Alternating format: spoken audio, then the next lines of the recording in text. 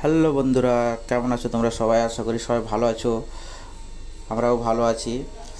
আজ দেখো নতুন একটা কাজ দেখাতে চলেছি তোমাদেরকে। খুবই সুন্দর একটা কাজ, গলার চিক সেট। দারুণ একটা ডিজাইন। দেখো বন্ধুরা, কত সুন্দর লাগছে ডিজাইনটা। প্রায় কমপ্লিট হতে চলেছে